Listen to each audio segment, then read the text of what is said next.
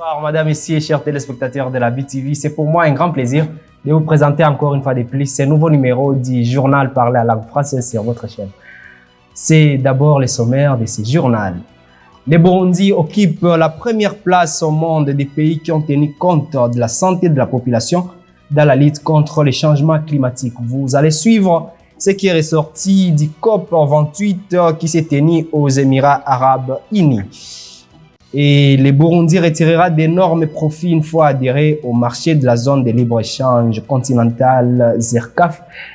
Tout dans quelques poussières de minutes, madame, messieurs. Bienvenue si vous nous rejoignez. Ils sont exactement 19h passées de 45 minutes ici à Bujumbura.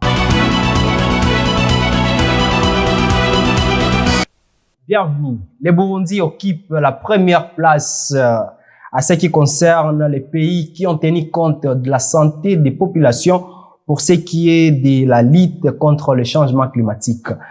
Voilà donc ce qui a été dit lors d'une conférence du parti COP28 sur le changement climatique qui s'est tenue aux Émirats Arabes Unis. Suivant ces propos, madame Rosine Guilaine Gatoni, elle est porte-parole du président de la République, Evariste Ndayishimiye. Cette conférence offre l'opportunité aux différents chefs d'État ou de gouvernement présents de se plonger en synergie sur les stratégies et les stratégies à mettre en place pour protéger l'environnement, mais également pour renforcer la résilience au changement climatique. À cette occasion, le chef de l'État, aux côtés des autres chefs d'État du monde entier qui étaient présents, a présenté à l'Assemblée comment le Burundi se prépare et est disposé à protéger l'environnement et à renforcer sa résilience face au changement climatique, en évoquant particulièrement les politiques, la mise en place des politiques sur le changement climatique, les politiques sur la protection de l'environnement et l'intégration de tous ces aspects-là dans les différents documents stratégiques du pays, à savoir le plan national de développement, la vision 2040-2060 du Burundi émergent et du Burundi développé, en ajout à la ratification de toutes les conventions internationales en matière de changement climatique.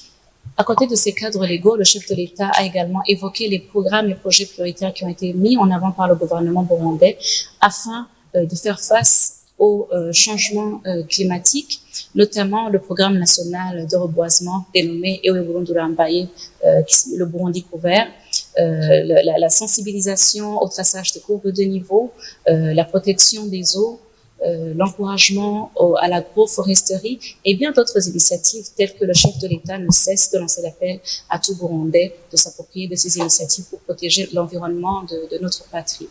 À cet effet, le chef de l'État a également souligné que le Burundi a pris en compte la santé de la population dans son plan national d'atténuation contre les changements climatiques, où par ailleurs le Burundi est classé en tête de liste des pays ayant le plus pris en compte la santé de la population dans leur plan d'atténuation, tel que le rapporte le rapport de l'Alliance mondiale pour les changements climatiques. Et le Burundi tirera d'énormes profits une fois adhéré au marché de la zone de libre-échange continentale africaine, le CAF.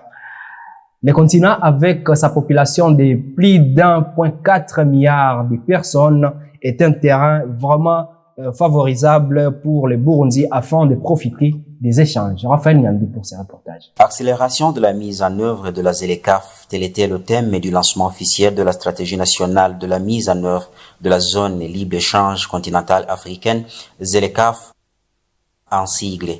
La ministre du Commerce et du Transport, de l'Industrie et du Tourisme nous parle l'avantage du Burundi d'intégrer dans cette zone. Opportunité pour le Burundi, parce que comme vous le savez, le train est déjà en marche, d'où la place du secteur privé, surtout dans le développement du tissu productif, est très importante, afin premièrement de pouvoir transformer localement, augmenter la quantité de production, et surtout dans les secteurs qui ont été jugés prioritaires dans le secteur agroalimentaire. Il faut vraiment que nous travaillons beaucoup pour l'augmentation de la production propre et répondant aux normes de qualité, afin qu'on puisse augmenter aussi l'offre exportable. C'est aussi une opportunité pour le secteur industriel du Burundi, parce qu'à travers son marché cet accord, on peut toujours importer des matières premières et les transformer localement, ajouter de la valeur à ces matières premières qui ont été importées à travers les pays membres de ce vaste marché continental. C'est vraiment une opportunité pour nous parce que ce document que nous venons de lancer montre que le Burundi pourra tirer parti des opportunités de la ZLECAf une fois que le secteur productif soit actif et ajoute de la valeur ajoutée aux matières premières existantes ou aux matières premières importées afin de booster l'industrialisation et pouvoir diversifier l'offre exportable du Burundi. Cependant, les défis ne manquent pas car au Burundi, les exportations sont inférieures aux importations. Pour ce faire, les Burundais devraient produire beaucoup pour ne pas être un marché d'écoulement, sachant même que nos industries ne sont pas à mesure d'entrer en compétition avec des autres pays du continent. Le déficit des infrastructures socio-économiques, surtout les routes, la mauvaise qualité de moyens de transport et des voies aériennes font aussi partie des défis pour le Burundi. Et la célébration des Journées internationales des banques s'est faite le 4 décembre de chaque année. Elle arrive au moment où au Burundi, différents clients des différentes banques se disent insatisfaits de la manière dont ces derniers travaillent. À cela s'ajoutent des moments où dans différents guichets s'observent des engouements des clients, surtout pendant les périodes de paie salariale. Et aussi, à de certains moments, il y a des problèmes de connexion. Notre confrère Elvis Mounianeza pour ses reportages.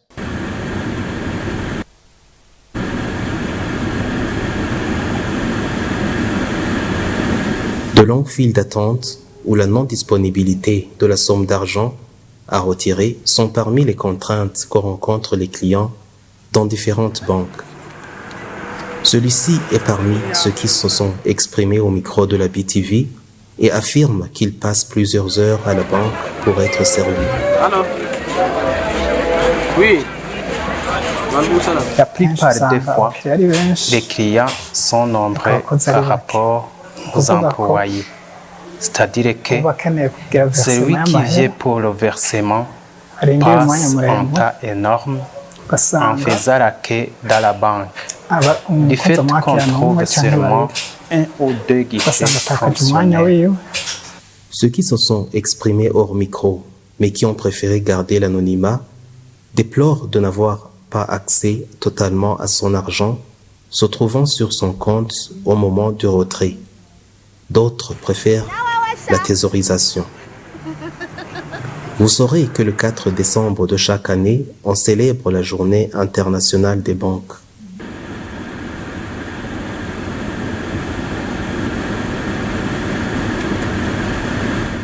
Et la communauté des églises Emmanuel au Burundi ont procédé au lancement officiel d'un film évangélique dans l'objectif de rendre plus le possible la parole de Dieu à travers le cinéma. C'est le reportage de Benoît Sinaïgouaï. La communauté des églises Emmanuel au Burundi a procédé au lancement d'un film évangélique nommé Rusake ce 3 décembre 2023 à Bujumbura. Boaz Nibitanga, un des acteurs de ce cinéma, a indiqué que l'enseignement de la parole de Dieu via l'image instruit beaucoup par rapport aux écrits. Dans les années passées, on avait cette vision. On faisait des descentes sur terrain partout à l'intérieur du pays pour la projection du film. On faisait des croisades pour la projection du film parce qu'on avait compris que l'enseignement via l'image, donc ça instruit beaucoup plus par rapport à l'instruction, pas audio, mais les vidéos, donc l'image, ça aide beaucoup. Donc si tu étudies à partir d'une vidéo, donc tu parviens à obtenir quelque chose comparativement à aux écrits ou par rapport à un audio. En outre, il a émis un souhait de voir ce film répandu à l'endroit des croyants du monde entier. Nous voulons que cette évangélisation soit répandue partout au monde. Donc, à part aujourd'hui, nous allons aussi faire le tout possible pour que nos vidéos puissent arriver dans les différentes télévisions du Burundi. Vous saurez que la projection de ce film est une séquence qui débute, qui va continuer et la communauté compte sortir au moins 3 séquences par an. Le temps pour la Golden Saison, la saison pour gagner. Les règles sont simples. Parie sur le sport, obtiens des billets promotionnels, participe au tirage. Golden Saison, temps d'or pour gagner. Utilise le code promo pour obtenir le bonus de bienvenue. Le temps pour la Golden Saison, la saison pour gagner. Les règles sont simples. Parie sur le sport, obtiens des billets promotionnels, participe au tirage. Golden Saison, c'est le temps d'or pour gagner. Golden Saison, c'est le temps d'or pour gagner. Golden Saison, c'est le temps d'or pour gagner. Quelle saison? Golden Saison, temps d'or pour gagner. Utilise le code promo pour obtenir le bonus de bienvenue. Et avec Gérard Nishimye, ce qui s'est passé à l'international en dehors du Burundi, 11 morts et plus de blessés lors d'une éruption volcanique en Indonésie. Et aussi, la guerre en Ukraine, 3 navires commerciaux ont été attaqués au sud de la mer Rouge. Commençons notre actualité internationale en Indonésie, où l'éruption du volcan Marapi à l'ouest de ce pays, précisément sur l'île de Sumatra, a fait au moins 11 morts, ont annoncé ce lundi les secours après une nuit de recherche qui ont permis de retrouver 3 randonneurs vivants. Abdul Malik, chef de l'agence de recherche et du sauvetage du Padang, précise que les 3 survivants ont été secourus et que les randonneurs blessés ont été directement hospitalisés. L'éruption toujours en cours empêche les évacuations par l'hélicoptère. Les centres éjectés par le mont Marapi ont été observés jusqu'à 3 km au-dessus de son sommet, précise le journal La Presse. Notons que l'Indonésie est l'un des pays qui se situe sur la ceinture du fait Pacifique, où la rencontre de plaques continentales provoque une importante activité volcanique et sismique. Continuons notre actualité en Israël, où 3 navires commerciaux qui naviguaient dans les zones internationales dans le sud de la mer Rouge ont été visés par des attaques provenant du Yémen à l'usage des missiles et drones. L'armée américaine a dénoncé dimanche une menace directe envers le commerce international et la sécurité maritime. Plutôt, les rebelles Houthis soutenus par l'Iran avaient annoncé avoir mené une opération contre 2 navires israéliens à représailles à la guerre menée par l'armée israélienne contre le Hamas palestinien à Gaza. Le porte-parole en chef de l'armée israélienne contredit le contre-amiral Daniel Hagali qui a déclaré que les 2 navires n'avaient aucun lien avec l'Israël. Signalons que depuis la guerre de Gaza, les rebelles Houthis font partie de ce qu'ils qualifient l'axe de résistance contre Israël avec des groupes soutenus par l'Iran comme le Hamas palestinien ou le Hezbollah libanais. Par cette information à l'international que s'achève ce journal, Madame Essier, merci de l'avoir suivi avec intérêt. Mais si vous nous avez pris en cours de diffusion, voilà quelques titres qui ont constitué ce journal. Les Burundis occupent la première place au monde des pays qui ont tenu compte de la santé de la population dans la lutte contre les changements climatiques. Vous avez suivi ce qui est ressorti de la conférence des partis COP28 qui se tiennent aux Émirats Arabes Unis. Et les Burundi tirera d'énormes profits une fois adhérés au marché des zones libres d'échange continental africaines, les CAF. Vous avez suivi les reportages de Raphaël Nandi dans ce journal. Madame ici, merci de votre amable attention et bonne suite des programmes sur BTV.